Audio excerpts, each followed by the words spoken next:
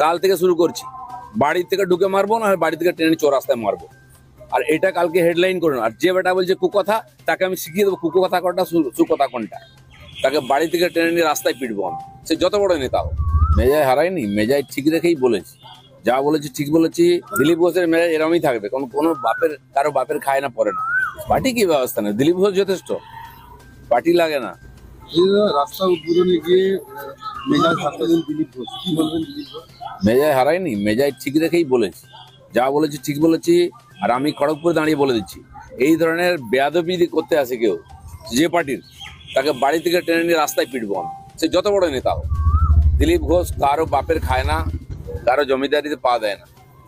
সেখানে যদি রাজনীতি করতে হয় ভদ্রভাবে করো, আর নাহলে ছ্যাবলামি করলে আমরাও জানি কাকে কিভাবে সিধা করতে হয়। খড়গপুরটা কারো বাপের জমিদারি নয়। দিলীপ ঘোষ পাড়ায় পাড়ায় ঘুরে প্রত্যেকটা লোকের সুবিধা জানে। যে লোকটা চেয়ারম্যান থাকতে কিছু করেনি, এত বছরের কাউন্সিলর কিছু করেনি, এমএলএ থাকতে কিছু করেনি, সে বলছে আমি রাস্তা বানিয়েছি। আর বোর্ডে লেখা আছে অনারেবল এমপি দিলীপ ঘোষ। মানুষ কি ঘাসে মুখ দিয়ে চলেনি? বেহায়ার মতো মিছিল করছে ওখানে গিয়ে। আরে দম থাকলে ট্রেনটা করে দেখা, দিলীপ ঘোষ রাস্তা করে দিয়েছে। দাদা, এই মেজাজে কি দিলীপ ঘোষকে দেখা যাবে? দিলীপ ঘোষের মেজাজ এরমই থাকবে, কারো বাপের খায় না পড়ে না, কারো এক কাপ চা চেয়ে খায় না। না নেবো না দেবো না, কিন্তু কাউকে ছাড়বো না। পার্টির পক্ষ থেকে কোনো ব্যবস্থা নেওয়া হবে কালকের ঘটনা? কার বিরুদ্ধে? কালকে যে ঘটনা ঘটেছে। পার্টি কি ব্যবস্থা নেই, দিলীপ ঘোষ যথেষ্ট, পার্টি লাগে না। আর এখানকার কর্মীরাই যথেষ্ট। আর যদি টিএমসি মনে করে এই রাজনীতি খড়গপুরে শুরু করবে, কাল থেকে শুরু করছি, বাড়ি থেকে ঢুকে মারবো, না বাড়ি থেকে ট্রেনে চৌরাস্তায় মারবো। আর এটা কালকে হেডলাইন করুন। আর যে বেটা বলছে কুকথা, তাকে আমি শিখিয়ে দেবো কুকথা কোনটা সুকথা কোনটা। বেশি ভদ্রলোকই দেখাতে জান না জানো। রাজনীতি করছি শত্রুদের বিরুদ্ধে, যারা লেজ গুটিয়ে বাড়িতে বসে থাকে, বোর আঁচলের তলায়, তারা আমাকে সার্টিফিকেট দিচ্ছে। জীবনে বাড়ির বাইরে কোনো বেরোবেন, চমকে দিলে পেচ্ছাপ করে ফেলে, তারা আমাকে সার্টিফিকেট দেয়। আর দিলীপ ঘোষ এই মেজাজে রাজনীতি করবো যতদিন করবো। রাজনীতি ছেড়ে দেবো, মেজাজ ছাড়বো না বলে দিচ্ছি। শাসক দলের বিপক্ষে গোষ্ঠীদ্বন্দ্বে ধন্যবাদ কৌশলকে লক্ষ্য করে জুতো ধার ধাক্কা উত্তপ্ত নদিয়া যশোরপুর পুরসভার 18 নম্বর ওয়ার্ডে। ফসল পর্ব শুরু হয়েছে টিএমসিতে, পঞ্চায়েত, মিউনিসিপ্যালিটি, সব জায়গায় পার্টির মিটিংয়ে মার পিট, চুলোচুলি, শেষ পেয়ে গোলাগুলি। এই রাজনীতির সংস্কৃতি দিয়ে বাংলাদেশ কি হবে? পানিহাটি পুরসভা পরবর্তী পুরপ্রধান সোমনাথ দেব বৈঠকে পুরপ্রধান মলয় রায় বৈঠকে পরবর্তী পুরপ্রধানের নাম ছিলেন। এসব টিএমসির মধ্যে কি হচ্ছে আলোচনার বিষয় নাই। এসব নাটক রোজ চলবে, এটা নিয়ে আমাদের কোনো চিন্তা নাই।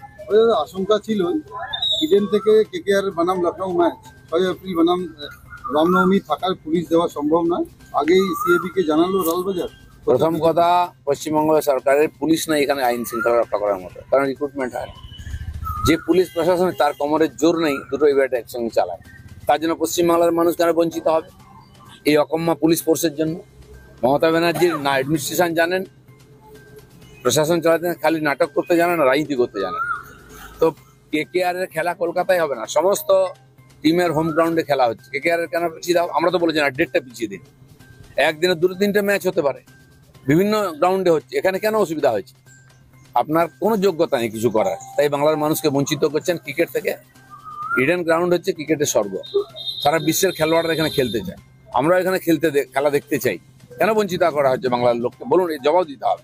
ভারতপুরে এই প্রথমবার ইলেকট্রনিক্সের শোরুম স্কাই ইলেকট্রনিক্স পাবেন নামি দামি কোম্পানির AC, fridge, deep fridge, washing machine, গিকুলার, স্মার্ট এলইডি টিভি ইত্যাদি কোম্পানি সমস্ত রকম জিনিস ন্যায্য দামে পাইকারি ও খুচরো পাওয়া যায়। বিশেষভাবে মনে রাখবেন, সমস্ত কোম্পানির ফাইন্যান্সের ব্যবস্থা আছে। ভরতপুর কিষাণ মান্ডির সন্নিকটে, ভরতপুর, মুর্শিদাবাদ। আমাদের মোবাইল নাম্বার 7864830468 এবং 9800429021।